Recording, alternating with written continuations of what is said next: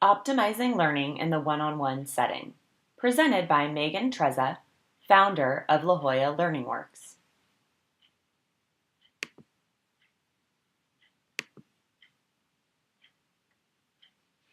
Welcome to La Jolla LearningWorks. We are so excited to have you as part of the La Jolla LearningWorks family. In our team members, we look for a special combination of traits that lend towards a fun and engaging learning environment. You've been selected to join our team because we see these characteristics in you. While these traits are the foundation for being an awesome educator, we want to share with you our approaches that make teaching in a one-on-one setting most successful.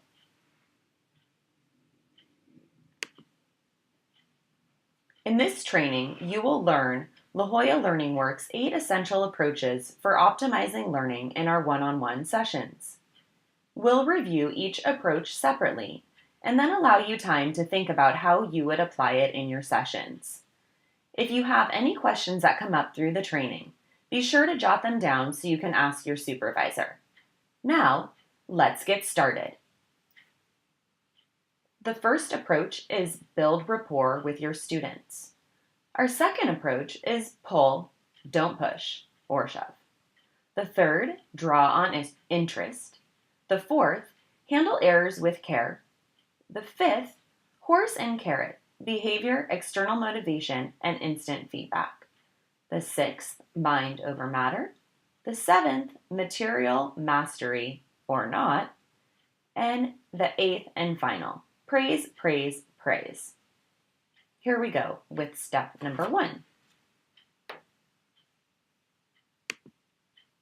Approach number 1, build rapport with your students. Our first approach is about creating a successful relationship for learning with your students. Before you can effectively teach a student a lesson, you first have to create a relationship where they trust you as an authoritative yet loving mentor and coach. Our tips for building rapport, which we will explain in further depth in your further trainings, will help you to establish and maintain a positive relationship with students and ensure your success in reaching their learning plan goals.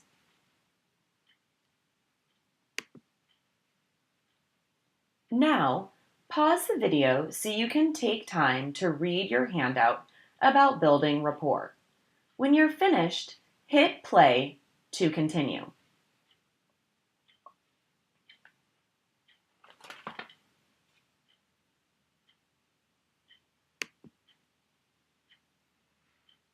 All right, now that you've done your reading, let's recap the main points of building rapport. Our top tips for building rapport with students include: create a friendly and authoritative approach. Use the La Jolla LearningWorks database to learn about new students so you can start off with a welcoming tone. Use interest surveys and share about your students' interests or your interests to get to know students on a personal level. Make sure your student understands and is motivated to achieve his or her learning plan goals. Begin each session with a friendly, non-academic check-in. Monitor and respond compassionately to your student's mood and stress level during the session. And lastly, be understanding that not every match is going to be a perfect fit. Now we're going to put it into practice. Pause the video again so you can take your time to complete the study guide questions about building rapport. When you're finished, hit play to continue on to the next approach.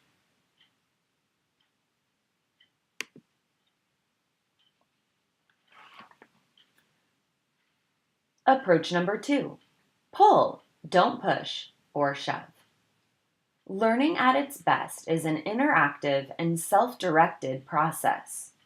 However, most of our students are used to settings where they have little autonomy over their learning process and sit in classrooms during the day as passive subjects, just receiving information from a teacher who gives it to them. Our second approach to teaching in the one-on-one setting is about flipping this arrangement around and interacting with students to create a more engaging learning experience. When working one-on-one, you can respond to students' questions with another guiding question that prompts them to make their own conclusions. We can truly empower our students to take learning into their own hands, helping them build confidence in their abilities and begin to find enjoyment in the learning process.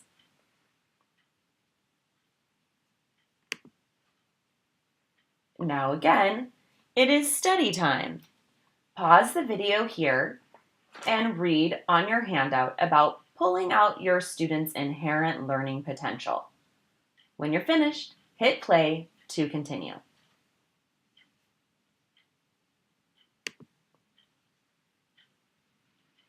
All right, welcome back. Here's a summary of pull, don't push, or shove.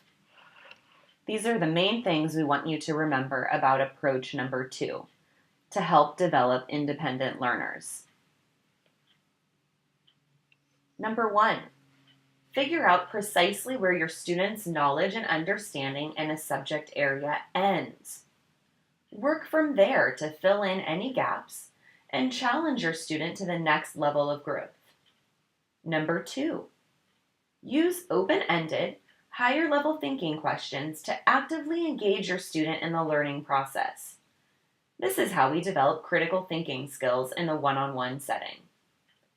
Number 3, don't accept "I don't know" as an answer when your student might be able to come to a logical conclusion on their own. Encourage students to go beyond what they think they are capable of by prompting them to think about what they know already and offer a logical response. They just might surprise themselves as much or more than they surprise you. And number 4, allow space for silence while you wait for students to think about their response. Remember how quickly teachers jump to the first hand that shoots up in the air in the classroom, and those who need a little extra time to process or may just be a little more shy don't usually get chances to participate. This is your opportunity to really draw out that inherent learner in the more quiet child.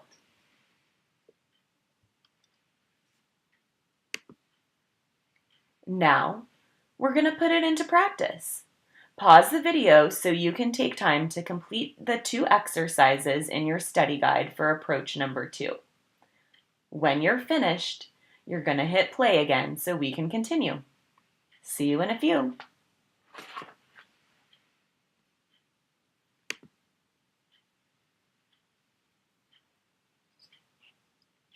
Welcome back. Approach number 3, draw on interest. Approach number 3 is about drawing on our students' interests to make learning meaningful. We all learn best when the subject matter interests us. Think of a time when you tried to read a book, listen to a lecture, or watch a movie that just didn't interest you. Was it enjoyable? Did you pay full attention? Chances are, if you're anything like me or most people I know, it was not a pleasurable experience.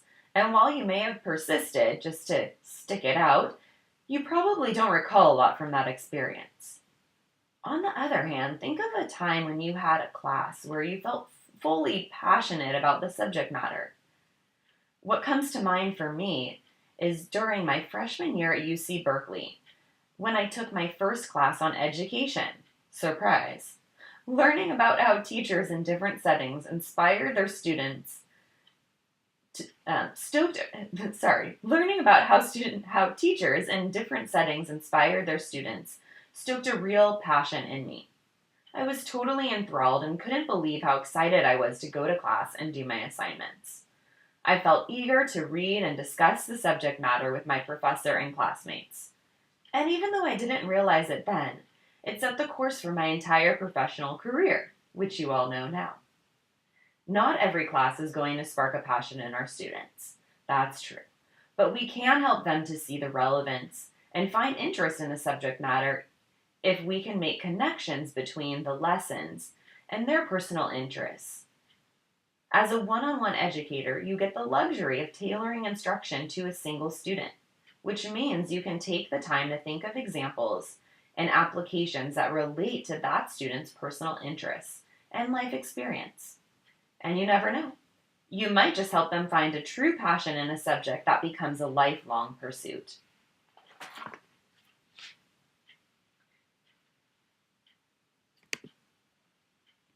Now it's study time. Pause the video again so you can take time to read your handout about drawing on your students' interests to make lessons meaningful. When you're finished, hit play to continue.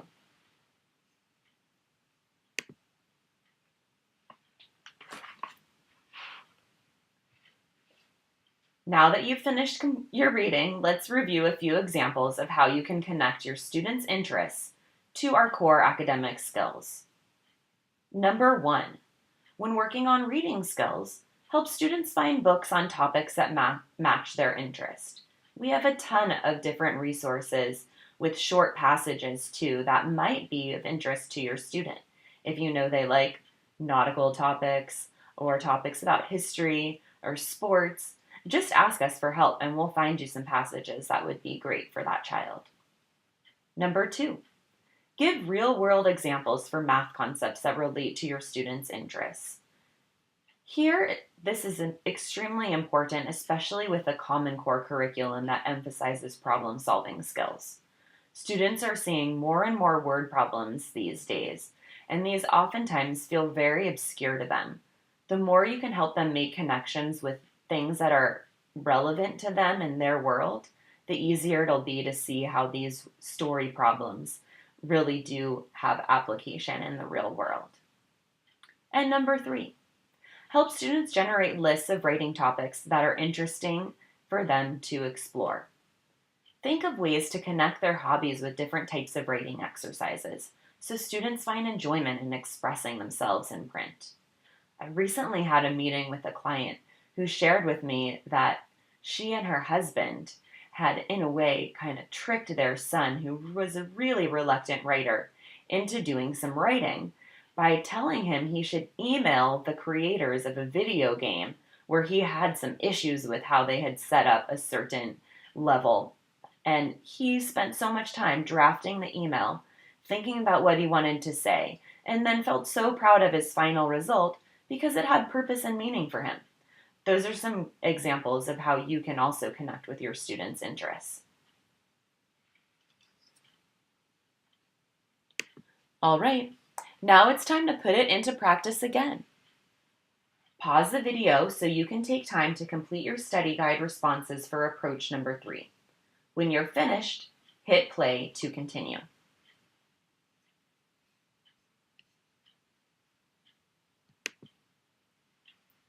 Welcome back again.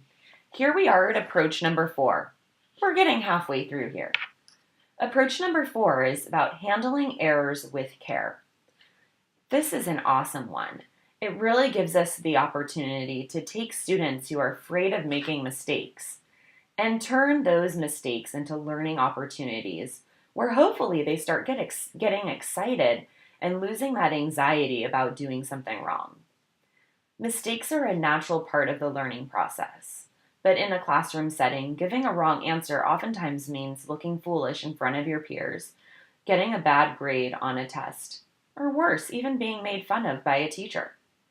In a group setting, it's hard to respond to mistakes with the care that's needed for students to persist and figure out the right answer.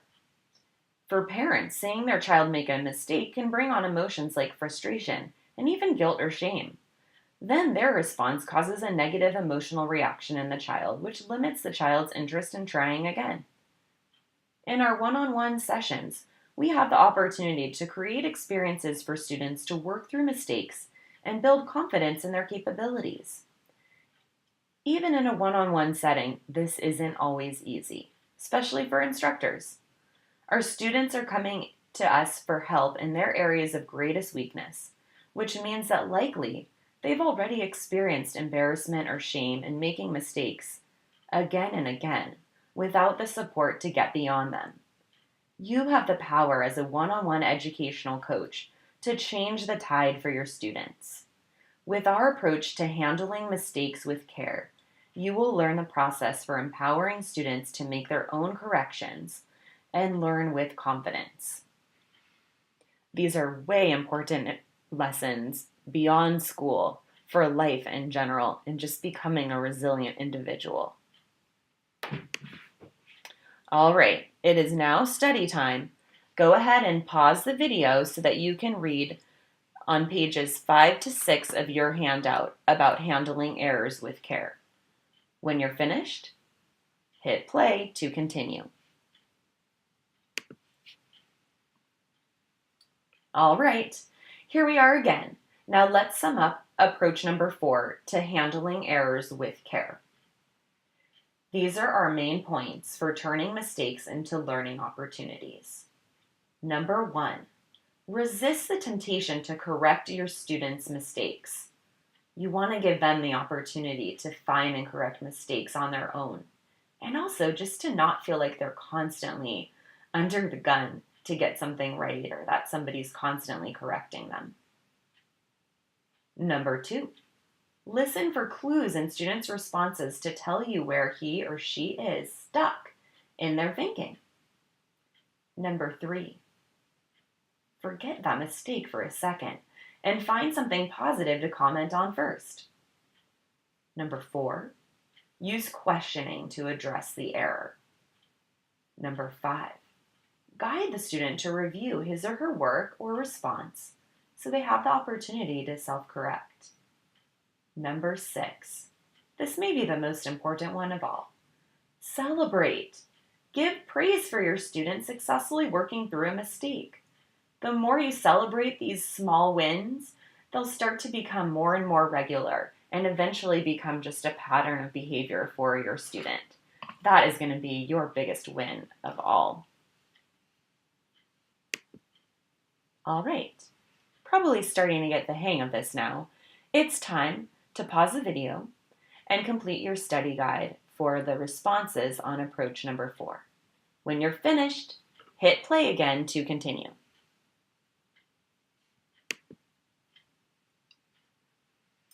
And here we are, approach number 5, horse and carrot, expectations, motivation, and rewards. This is about setting clear expectation and rewards to keep your students motivated. This is truly the essence of the ongoing success of your one-on-one relationship. Approach number 5 will help you keep your students on track for success. La Jolla LearningWorks expects students to come to sessions prepared to work hard and try their best even in the most difficult moments.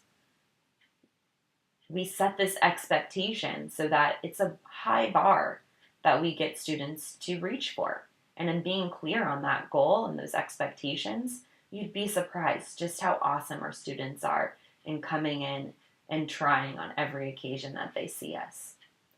Yet, we realize that we cannot ask students to just feel like working on their most difficult skills without proper motivation. We all perform better when there is a clear incentive, whether it's a pay raise, verbal recognition, or a reward we create for ourselves. Our students need rewards and incentives too. The horse and carrot approach will give you helpful tips on how to keep your students motivated.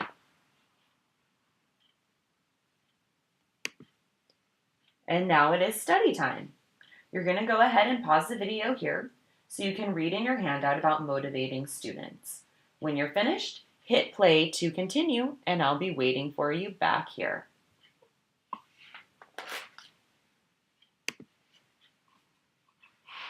Way to go. You're making awesome progress here.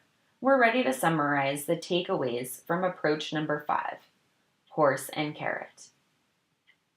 Number 1, review La Jolla LearningWorks behavior expectations with every student.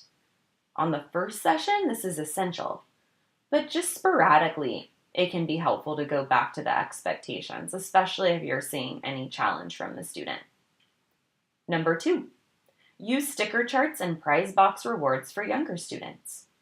Number 3, discuss motivating rewards with older students and get parents to help with implementing them. Number 4, keep students informed on their progress and review goals to help them develop more intrinsic motivation. The more they can be clear on where they're heading and how much progress they're making towards that goal, the more they're going to feel inspired just to keep trying on their own.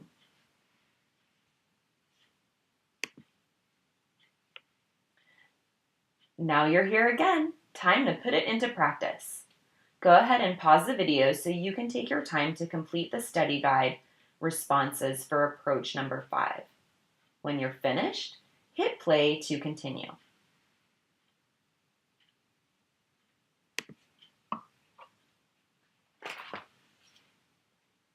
Approach number 6, mind over matter. This is about being a brain trainer, coaching students to put in the effort and practice so they can reach their desired gains. Believe it or not, this actually comes from research in neuroscience, which has shown us that the brain has an unlimited capacity for growth and development. Many people still think of intelligence or ability as something that's stagnant or that stalls out after a certain age. But we now know that even elderly stroke victims who lose motor skills or speech skills can relearn to move and activate the brain for speech by rewiring and using different parts of the brain. When students feel disconnected from repetitive exercises in educational therapy, test preparation, or academic coaching sessions, it's important to remind them that practice really does strengthen their brains. We call it the process of myelination, and what it is that when you go through the movement of something important for learning on a repetitive basis, you're actually creating new little neural connections in the brain. And the more you do that same sort of exercise again and again, it creates something called a myelin sheath around that neural connection. And that's what strengthens the ability for the nerves to communicate and transmit messages. So the stronger and thicker that myelin sheath is, the faster the brain can process this information.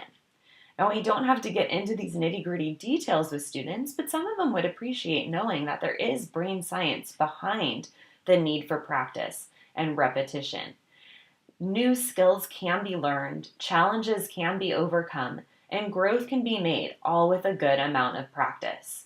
And when in doubt, there's always that awesome book that talks about the 10,000 hours of practice that are needed to master a new skill. And that one comes from Malcolm Gladwell. What is that one called again? Come to me later and I'll fill you in on it if you want to know. All right, study time.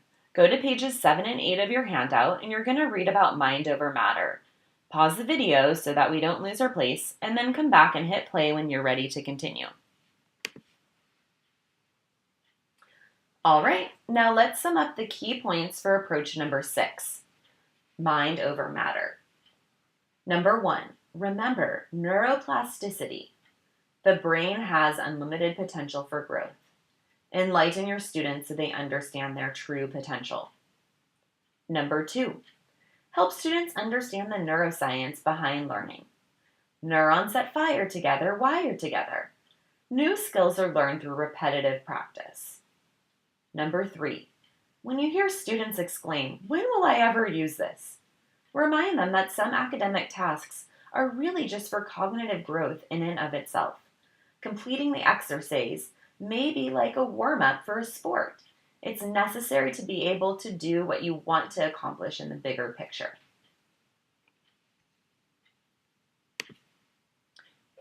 Time to put it into practice. You're going to pause the video again and go to your study guide so you can complete the responses for approach number 6. When you're finished, hit play to continue.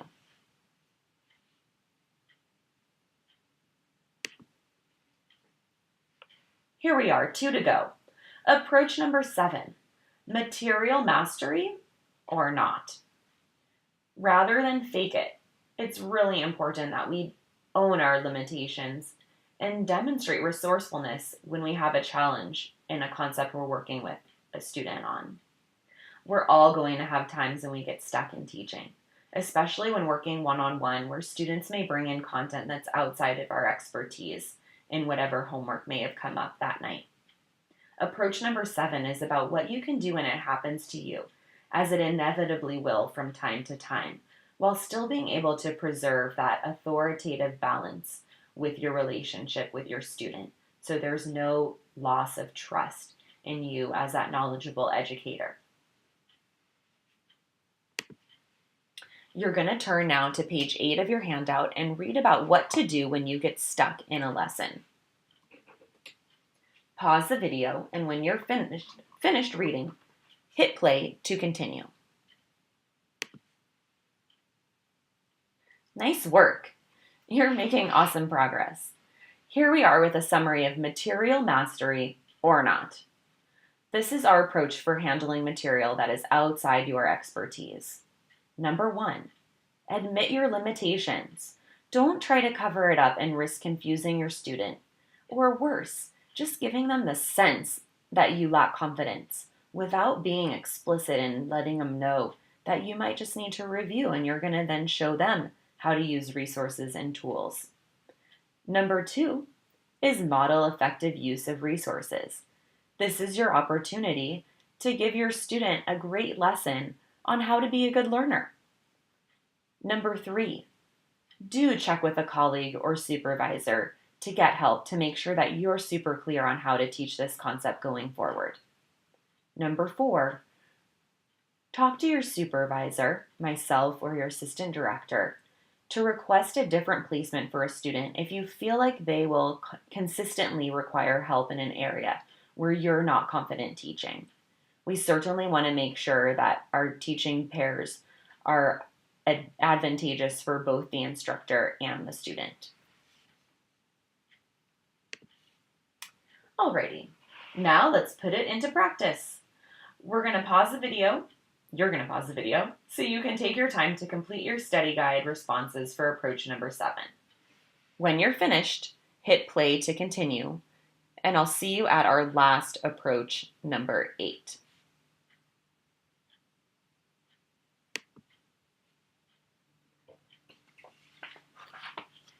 Approach number 8. Praise, praise, praise. We all benefit from knowing when we do things right, and being able to celebrate these moments is even more important. This counts even more for students who are not used to succeeding.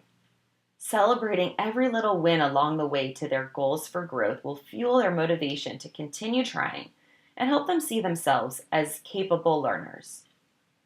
The most effective praise is that which is specific rather than just a general good job.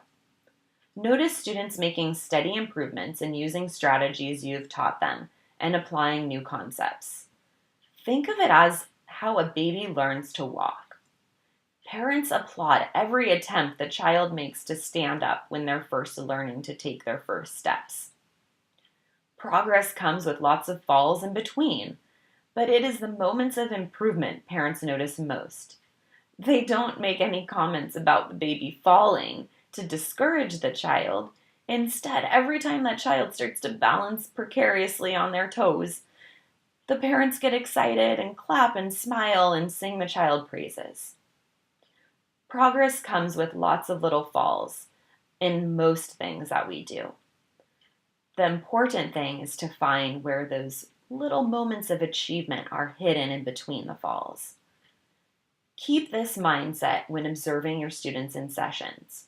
Applaud their attempts and many gains along the way. And eventually, you will see that they have made leaps and bounds in progress.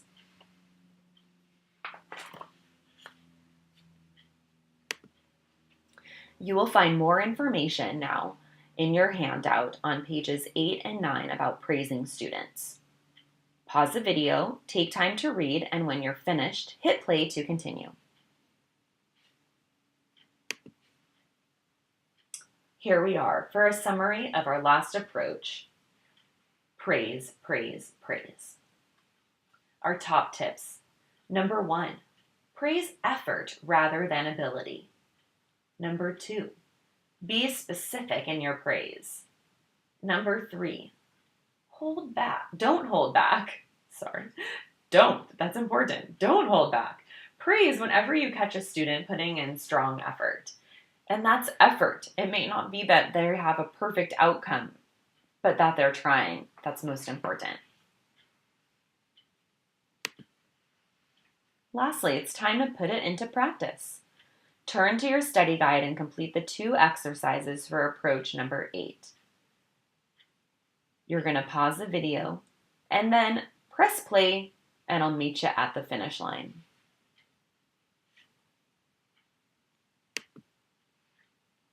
Congratulations! You've completed training on optimizing learning in the one-on-one setting.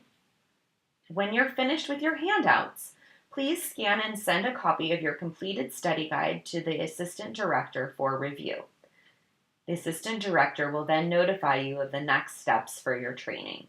You are well on your way now to becoming a La Jolla LearningWorks one-on-one educational coach. Thank you so much for your time today, and we really appreciate having you as part of our family.